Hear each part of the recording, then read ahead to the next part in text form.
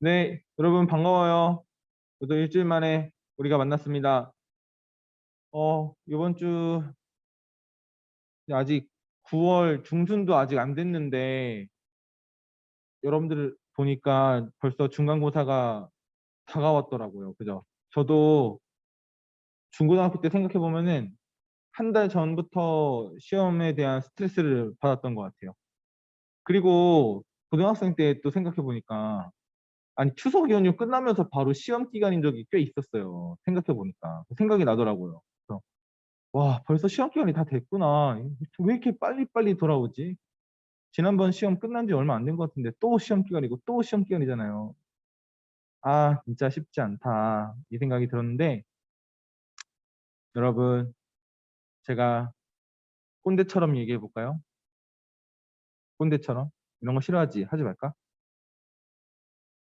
여러분, 나중에 크면 더 시험이 많습니다. 주여. 네, 아무튼 여러분들 힘내시고요. 오늘 우리가 말씀으로 다시 한 번 더 하나님 앞에 나아가는 시간 되도록 합시다. 자, 말씀 보겠습니다. 오늘 우리가 함께 볼 하나님의 말씀은 창세기 37장, 창세기 37장 1절부터 11절 말씀이에요. 창세기 37장 1절부터 11절. 구약성경 56쪽, 구약성경 56쪽, 창세기 37장부터 37장 1절부터 11절 말씀 다 찾았나요? 서준이하고 다윤이하고 건이는 이거 좀 어떻게 못 켜주나요? 비디오 좀 켜주세요. 여기 잘생긴 얼굴 보여주셔야죠. 너네 다 잘생겼잖아요. 저도 잘생겼어요. 네. 저도 다 알아요.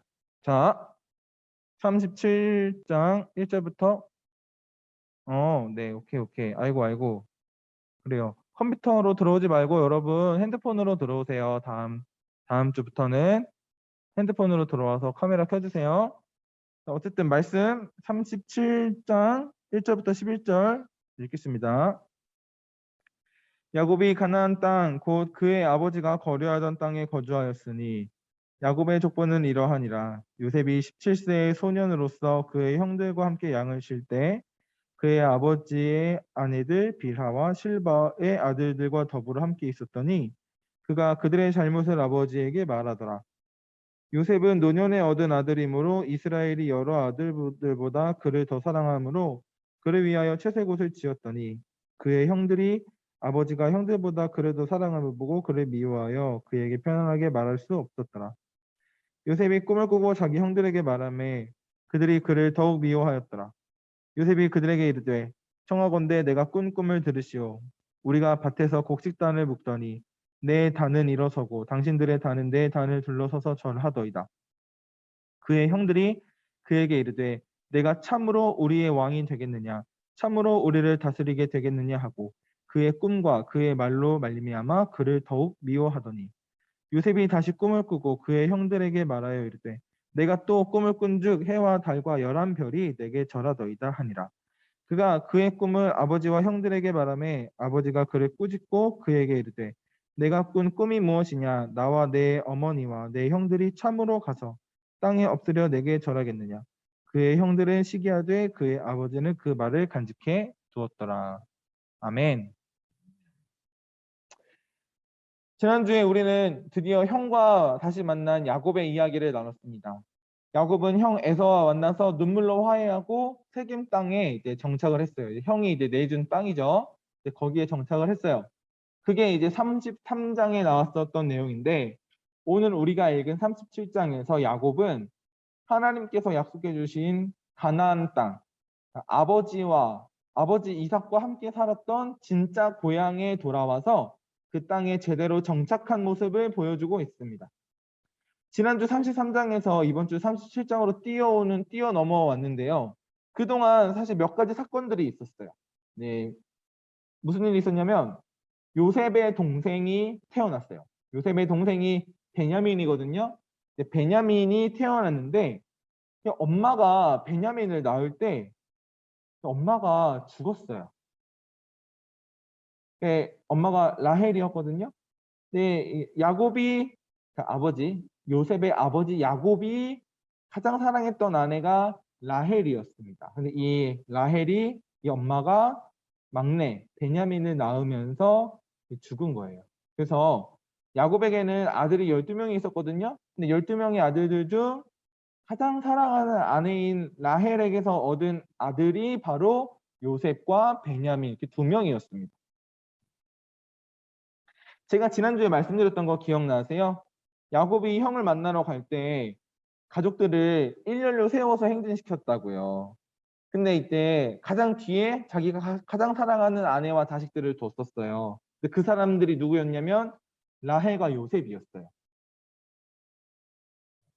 만약에 형 에서가 진짜로 자기를 죽이려고 하면 그때 어떻게 해요? 도망가야 되잖아요.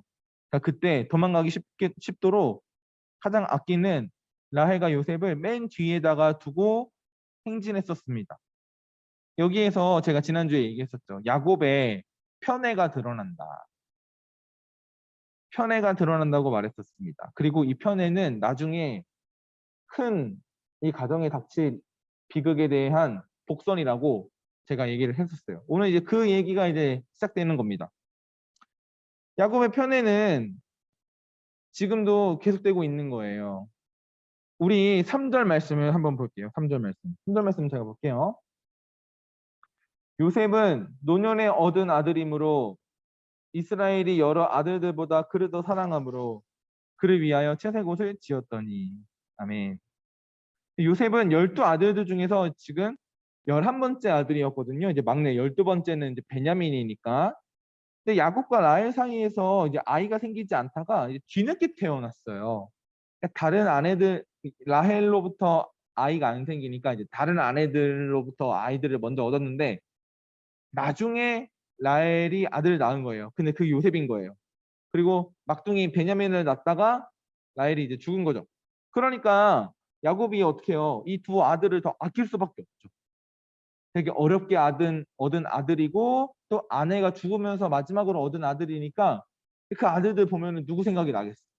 그 사랑하는 아내의 생각이 나겠지. 그러니까 어떻게 이 아들들이 더 이쁠 수밖에 없지. 그랬어. 그리고 엄마가 죽었잖아. 얘네들은 친엄마가 죽었잖아. 그러니까 얼마나 또 불쌍하겠어요. 그러니까 더 예뻐하겠지. 야곱이 이렇게 편애를 하는 거예요. 근데 이때 요셉이 몇 살? 17살. 베냐민은 더 어렸겠죠. 17살이면 고1이거든요. 여기 고1 있나요? 서준이가 고1이구나. 서준이가 고1이네요. 서준이랑 동갑이었네요. 야곱은요. 요셉을 다른 아들들보다 더 사랑해서 요셉한테 채색 옷을 만들어서 입혀줬대요. 채색 옷. 좋은 옷을 사준 거죠. 요즘에 좋은 옷, 비싼 옷 뭐 있니? 내가 자꾸 라떼 얘기해서 미안한데 간사님 고딩 때는 노스페이스가 제일 핫했지. 노스페이스 패딩, 그 등골 브레이커. 나는 참고로 노스페이스 패딩 안 입었어. 다 입어서. 난 싫어서 안 입었어. 요즘에 그런 거 비싼 거 뭐 있어요? 친구들? 이런 거 꼭 입고 다녀야 되는 거? 뭐 그런 거. 그런 지금 채색 옷을 노스페이스 패딩을 요셉만 입고 딴 애들은 못 입은 거예요. 얼마나 추웠을까? 근데 여기 성경에서 지금 말하고 있는 이 채색 옷은요. 다양한 색깔이 들어간 화려한 옷을 말하거든요. 근데 이때 야곱이 요셉한테 만들어줬던 이 채색 옷은 그냥 알록달록한 옷 이런 차원이 아니라 아주 비싼 옷이고 굉장히 높은 신분의 사람들이 입는 옷이었대요. 예를 들면 왕이나 통치자 같은 그런 사람들이 입는 옷이었대요. 그러니까 지금 야곱은요. 자기가 가장 사랑하는 아들인 요셉을 통해서 자기의 집안을 다스리고 이어나가겠다라고 하는 뜻을 담은 거예요. 집에 보면 장남이 있잖아요. 그 장남이 이제 대를 이렇게 이어간다. 뭐 그런 개념이 있잖아요. 근데 야곱이 이제 자기 집의 권한을 그 첫째 아들이 아니라 이제 11번째 아들인 요셉한테 주겠다. 요셉을 통해서 이 집안을 다스리겠다. 이렇게 얘기하는 거예요. 그러니까 어때요? 형들이 보면 다 알죠. 그 옷을 입고 있는 걸 보면 다 알죠. 아버지가 저 동생을 제일 사랑하는 걸 알죠. 이 집안의 권리와 이런 것들을 동생한테 주려고 하는 걸 다 알죠. 이 형들이 아버지의 마음을 다 아는 거예요. 이제 그런 걸 보면서. 아버지가 동생을 특별하게 사랑하고 있다는 거를 느끼고 있어요. 형들도. 그러면 형들 어떨까요? 동생을 질투하게 되겠죠. 그래서 형들은 요셉을 상냥하게 대해줄 수가 없었습니다. 지금 요셉이 형들의 미움을 사게 됐어요. 근데 이거는 1차적으로 아버지 야곱의 잘못입니다. 야곱은 요셉을 편애했습니다. 이 치우친 사랑은 어느 한쪽에 결핍을 불러오게 됩니다. 형들이 요셉을 미워할 이유를 아버지가 만들어줬습니다. 야곱은 요셉과 다른 형제들과의 관계를 한 번 더 깊이 생각해 봤어야 했어요. 여러분들도 형제 자매 있죠? 남매도 있고, 그죠? 저는 남동생이 한 명 있어요. 제가 뭐 동생 얘기를 가끔 했는데 저희 부모님께서는 저와 동생을 공평하게 대해주시려고 굉장히 노력하셨어요. 사실 형제들하고 제일 싸우기 쉬운 게 먹는 거 아니에요? 먹는 거? 형하고 동생하고 싸우기 제일 쉬운 게 먹는 거 아니에요? 그리고 자매와 자매 사이에서는 싸우기 제일 쉬운 게 옷 때문에 싸우지 않아요? 옷. 근데 여기 지금 자매가 오늘 없어서 남매만 있어갖고 공감을 잘 할지 모르겠지만 먹는 것 때문에 많이 싸우거든요. 아, 내가 하나 더 먹을 거야. 그래서 뭐 이러면서. 그런데 저희 부모님은 정말 공평하게 하셨어요. 제가 스팸 3조각을 먹으면 동생도 스팸을 3조각 먹어야 돼요. 그러니까 식탁에서 밥 먹을 때 아예 그릇을 따로 담아주셨어요. 여기에 스팸 3개, 여기 스팸 3개. 따로따로. 싸우지 않게. 서로 뺏어 먹는 거 안 돼. 빨리 먹었다고 남아있는 거 뺏어 먹는 거 안 돼. 똑같이 먹어야 됐어요. 그래서 싸울 일이 별로 없었어요. 못 싸웠죠. 음. 근데 지금 야곱은요, 요셉만 노스페이스를 사준 거예요. 요셉과 형제들 사이에서 이제 균형을 잡지 못하고 치우친 사랑을 하고 있습니다. 그래서 이 치우침 때문에 형제들 사이의 관계가 깨져버리고 있습니다. 너무 안타깝죠. 자, 두 번째로 볼 것은 요셉도 지나치게 솔직했습니다. 요셉과 형들의 관계가 깨진 책임이 전부 아버지한테만 있는 것은 아니에요. 요셉도 형들이 보기에 아주 밉상인 짓을 골라서 했거든요. 2절 말씀 읽어볼게요. 2절 말씀. 2절 말씀. 야곱의 조건은 이러하니라. 요셉이 17세의 소년으로서 그의 형들과 함께 양을 칠 때 그의 아버지의 아내들 비라와 실바의 아들들과 더불어 함께 있었더니 그가 그들의 잘못을 아버지에게 말하더라. 아멘. 핵심은 이거예요. 그가 그들의 잘못을 아버지에게 말하더라. 요셉이 이제 형들이랑 있다가 형들이 뭘 잘못하면 그거를 아버지한테 막 쫄래쫄래 가가지고 아버지, 형들이 이거 잘못했는데요? 이러고서 이르는 거예요. 형들 입장에서 이거 얼마나 얄미웠겠어요. 근데 아버지는 요셉을 아끼니까 어떻게 해요? 아버지는 요셉 말을 듣고 가서 형들을 막 혼내요. 형들은 이제 열받죠. 근데 그렇다고 또 요셉을 또 어디 구석으로 끌고 가서 뭐 혼내줄 수 있어요? 뭐 진실의 방으로 뭐 그런 거 못 하잖아요. 그러면 또 아버지한테 또 혼나니까. 그러니까 형들 입장에서는 요 요셉 요 조그만 게 아주 밉상이었어요. 형들에게는 마치 요셉이 CCTV처럼 막 감시하는 그런 존재로 느껴지기도 했을 거예요. 그런데 심지어 요셉이 꿈을 꿨네. 근데 무슨 꿈을 꿨대요. 근데 그 꿈 얘기를 형들한테 다 해주거든요. 무슨 꿈인지 한번 볼게요. 5절부터 10절입니다. 5절부터 10절에 이제 읽어볼게요. 요셉이 꿈을 꾸고 자기 형들에게 말하매 그들이 그를 더욱 미워하였더라. 요셉이 그들에게 이르되 청하건대 내가 꾼 꿈을 들으시오. 우리가 밭에서 곡식단을 묶더니 내 단은 일어서고 당신들의 단은 내 단을 둘러서서 절하더이다. 그의 형들이 그에게 이르되 내가 참으로 우리의 왕이 되겠느냐 참으로 우리를 다스리게 되겠느냐 하고 그의 꿈과 그의 말로 말미암아 그를 더욱 미워하더니 요셉이 다시 꿈을 꾸고 그의 형들에게 말하여 이르되 내가 또 꿈을 꾼즉 해와 달과 열한 별이 내게 절하더이다 하니라. 그가 그의 꿈을 아버지와 형들에게 말하며 아버지가 그를 꾸짖고 그에게 이르되 내가 꾼 꿈이 무엇이냐 나와 내 어머니와 내 형들이 참으로 가서 땅에 엎드려 내게 절하겠느냐.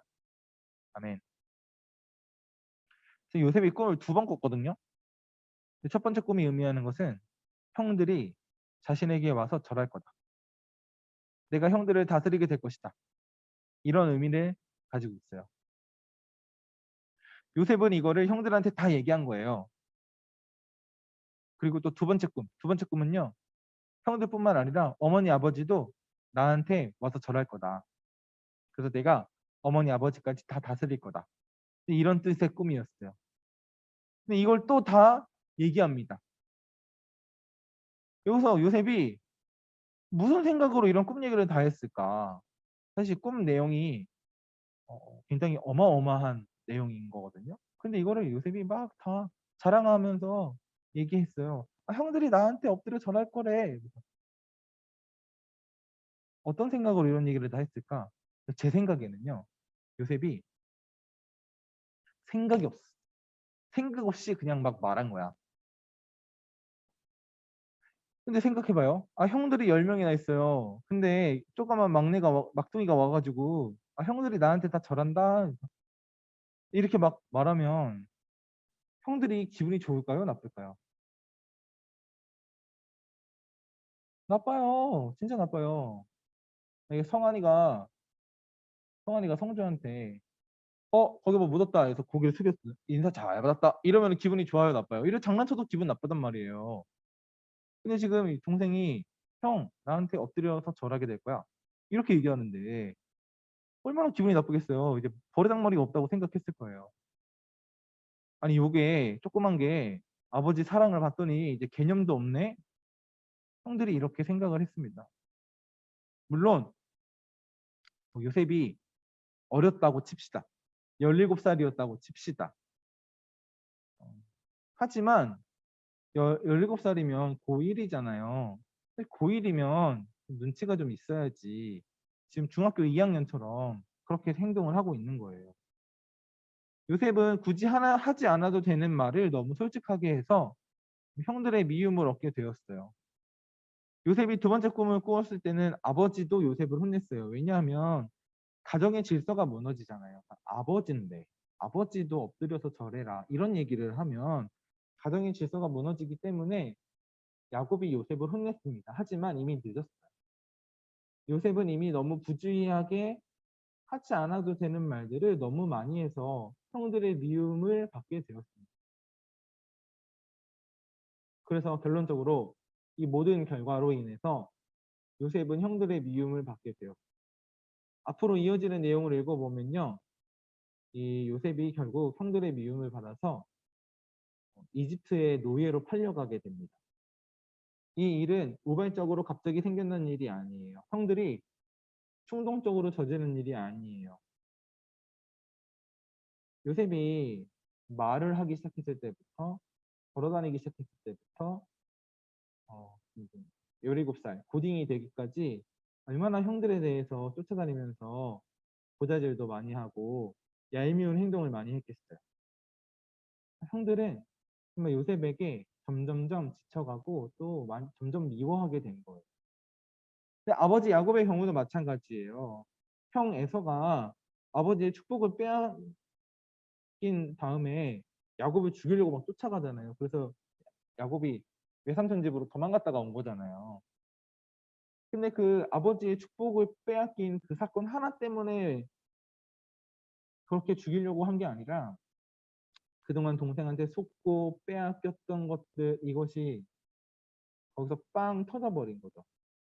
그래서 그렇게 분노를 했던 거거든요. 마찬가지예요. 요셉이 형들에 의해서 노예를 팔려가는 것도 야곱이 형 에서에게 쫓겨가서 외삼촌 집으로 도망갔던 것도 어떤 일회적인 사건 때문에 갑자기 발생한 일이 아니라 오랫동안 쌓였던 문제가 터져서 발생하게 되는 거예요. 참 이 가족들의 이야기가 아주 다이나믹합니다. 어떻게 보면 막장 스토리라고 보여지는 이 이야기 속에 우리는 뭘 볼 수 있을까요? 정말 놀라운 것은 이 참 복잡한 스토리 속에서도 하나님의 섭리가 발견될 수 있다라고 하는 거예요. 지금 요셉이 비슷한 꿈을 2번이나 꾸었습니다. 한 번이 아니라 2번을 꾸게 됐어요. 근데 이것은요, 하나님께서 정말 그렇게 하시겠다라는 뜻입니다. 아브라함과 이삭과 야곱을 통해서 자손을 이어가셨던 하나님께서 이제는 요셉을 통해서 이스라엘 자손을 이어나가시겠다라고 하는 뜻을 꿈으로 보여주신 거죠. 사실 아버지 야곱은요, 그걸 눈치챘어요. 11절에 보면 이렇게 나오거든요. 그의 형들은 시기하되 그의 아버지는 그 말을 간직해 두었더라. 형들은 요셉을 시기하고 질투하게 되었지만 아버지는 요셉이 막 그런 얘기를 철없이 할 때 겉으로는 혼내긴 했지만 속으로는 이 꿈에 뭔가 있다. 요셉이 진짜 앞으로 뭔가 하겠구나. 이렇게 생각을 하고 마음속에 담아둔 거예요. 요셉을 통해서 하나님이 일하실 거라는 것. 그러한 소망을 아버지 야곱은 갖게 된 겁니다. 하나님의 뜻이 우리 눈에 잘 보인다면 얼마나 좋을까요? 하지만 하나님의 뜻은 우리의 마음과는 다르게 잘 보이지 않을 때가 많습니다. 하지만 하나님은 분명 우리들 곁에 그분의 뜻에 대한 힌트를 숨겨두셨어요. 그래서 우리는 그 힌트를 찾아야 합니다. 물론 이것도 갑자기 깨달아지는 것은 아닙니다. 갑자기 찾게 되는 것은 아닙니다. 하지만 우리가 하루하루 살아가면서 그 뜻을 쫓아갈 수 있도록 우리는 영적으로도 깨어 있어야 되고요. 성실하게 하루하루를 살아가야 합니다. 그렇게 산다면 때가 되었을 때 하나님께서 그분의 계획을 우리를 통해서 실천하실 거예요. 여러분, 우리의 삶이 참 혼란스러워요. 그렇죠. 기분이 좋은 날도 있고 나쁜 날도 있어요. 그렇죠. 날씨가 흐린 날도 있고 맑은 날도 있고요. 그리고 뭔가 다 해도 뭐든 다 안 되는 날도 있고 어느 날은 뭐 술술 풀리는 날도 있고. 여러분들의 마음이 오락가락 할 때가 많이 있을 거라고 생각합니다. 하지만 그 순간에도 하나님께서는 하나님의 뜻대로 우리를 이끌어가고 계십니다. 내가 생각할 때는 이거 좀 아닌 것 같은데, 나 잘 모르는 것 같은데, 이거 좀 힘든데, 이렇게 생각하는 순간에도 하나님께서는 우리를 그분의 뜻대로 한 걸음씩 한 걸음씩 이끌어가고 계신다는 사실. 그래서 여러분, 이 사실을 깨닫고 하나님의 이끄심을 신뢰하는 여러분들이 되기를 바랍니다. 요셉의 형제들, 그리고 요셉, 그리고 야곱까지 지금은 이 사건을 통해서, 이 꿈을 통해서 무슨 일이 일어날지 알 수 없었겠지만 나중에 시간이 흘렀을 때 하나님께서는 분명 자신의 뜻을 이루시고 그걸 통해서 이스라엘 민족을 구원하시게 되거든요. 여러분들에게도 하나님께서 일하시고 여러분들 마음에 보여주실 그날이 분명히 올 것입니다. 머지 않았다고 생각합니다. 머지 않았다고 생각하니 여러분들 이번 주도 힘내서 잘 지내고 시험 준비도 차근차근 잘 해 나가시기를 제가 기도하고 응원하겠습니다. 오늘 말씀 여기까지고요.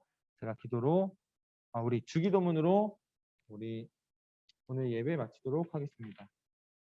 하늘에 계신 우리 아버지, 아버지의 이름을 거룩하게 하시며 아버지의 나라가 오게 하시며 아버지의 뜻이 하늘에서와 같이 땅에서도 이루어지게 하소서. 오늘 우리에게 일용할 양식을 주시고 우리가 우리에게 잘못한 사람을 용서하여 준 것 같이 우리의 죄를 용서하여 주시고 우리를 시험에 빠지지 않게 하시고 악에서 구하소서. 나라와 권능과 영광이 영원히 아버지의 것입니다. 아멘.